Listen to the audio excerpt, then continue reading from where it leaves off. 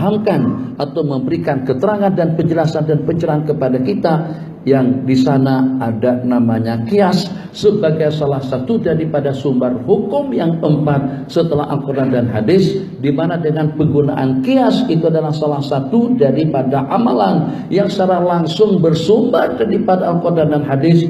Daripada Al-Quran Allah berfirman, wala taqul lahuma uffin wala tanharhuma wa qul lahuma qawlan karima.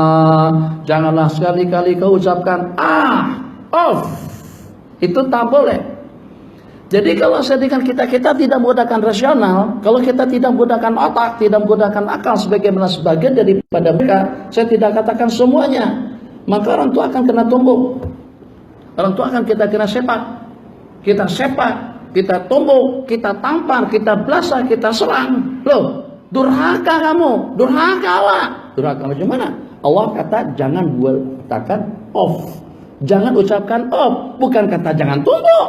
Tak ada dalam Al-Quran. Wala tadribhuma, jangan kau pukul, jangan kau tempeleng, jangan kau tampar, jangan kau, tidak ada ayat yang seperti itu. Yang ada off di internasional. Kalau dengan seumpama off saja, saja itu haram hukumnya. Bagaimana kalau sampai kita sepak? Bagaimana kalau sampai kita pukul? Bagus, alhamdulillah. Ini tentang kias.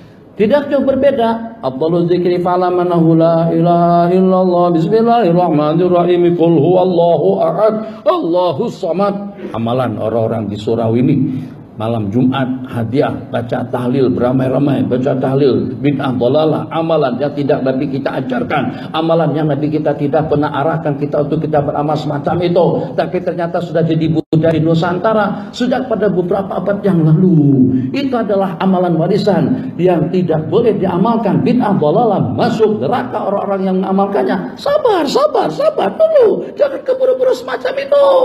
Dengar, kalau dengan bahasa kiasnya Nabi kita bersabda, innal mayyita yu'adzabu bibukai ahlihi.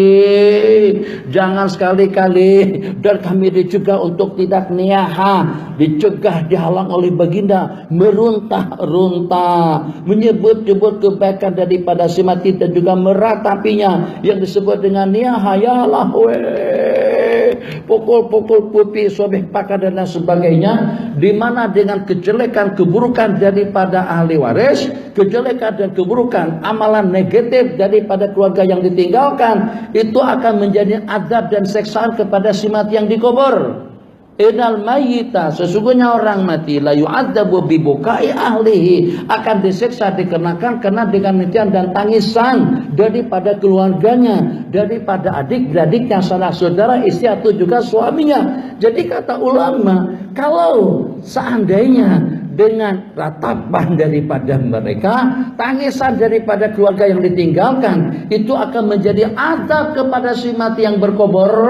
Kalau sampai kejelekan kita tuh kepada ahli kubur, takkan kalau sebaiknya kebaliknya tidak sampai kepada mereka.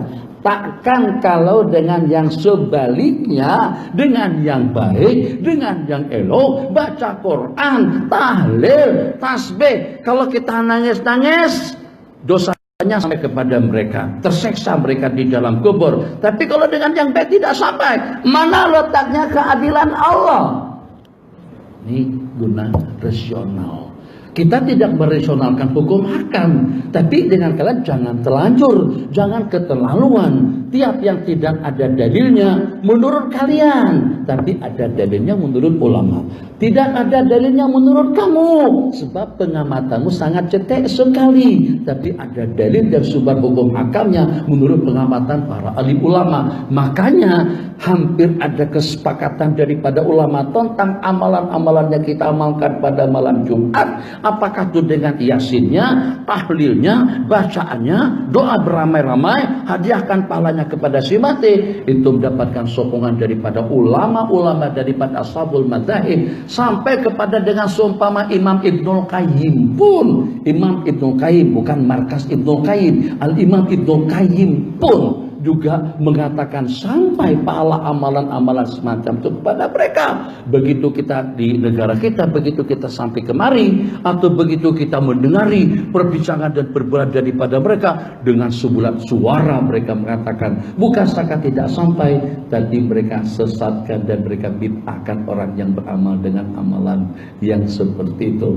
Betapa tidak bijaknya Allah kalau kejelekan kita akan menyiksa kepada si mati, tapi ternyata dengan kebaikan kita tidak sampai kepada mereka, padahal kita sudah menghadiahkannya. Tidakkah di antara daripada yang pasti yang sampai kepada si mati itu adalah doa daripada kita, mulawas dalam bahasa hadis, kotor dengan istilahnya, seketika dengan seseorang tadi itu dikuburkan. Nabi kita bersabda dalam satu rangkaian daripada sejumlah sekian khususiat umat Nabi Muhammad sallallahu alaihi wasallam, yukbaruna mulawwathina bidunubihim, mereka tuh dikuburkan ternoda dengan bermacam-macam dosa kesalahan yang mereka bawa, tapi ternyata mereka dibangkit wa bu'isu, dan pada waktu mereka dibangkit bersih daripada segala noda dan dosa. Sahabat bertanya, macam mana boleh berlaku seperti itu?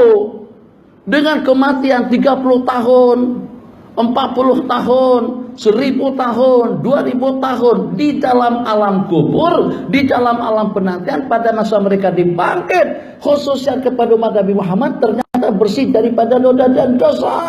Nabi kita bersabda, bistighfari auladihim min ba'dihim, riwayat bistighfaril mu'minina wal mu'minat, itu berkat doa permohonan keampunan daripada keluarga dan juga daripada mukminin dan mukminat. Khutbah, Allahumma ighfir lil mu'minina wal mu'minat wal muslimina wal muslimat al ahya'i minhum wal amwat. Allahumma ighfir lana dzunubana wa israfana. Allahumma arhamna fa innaka bina rahim wa la tu'adzibna fa anta alaina qadir. Ibadallah, baru kita turun tangan. Innallaha ya'murukum bil adli wal ihsan wa itaidil qurba wa yanha 'anil fahsya'i wal munkari wal baghi ya'idukum la'allakum tadhakkarun. Fadhkurullaha yadhkurkum washkuru 'ala ni'ami yazidkum wa la dzikrullahi akbar wallahu ya'lamu ma tasnaun. Doa yang semacam itu yang mampu untuk mengakis Allahumma ighfir lil mu'minina wal mu'minat, sambungannya al-ahya'i minhum wal amwat, yang hidup dan juga yang sudah meninggal dunia, didoakan oleh semua khatib-khatib, imam-imam, tutu guru di seluruh dunia. Itu yang menjadi asbab terhakisnya mereka daripada dosa-dosa kesalahan yang menyertai mereka pada waktu mereka dikuburkan. Waladina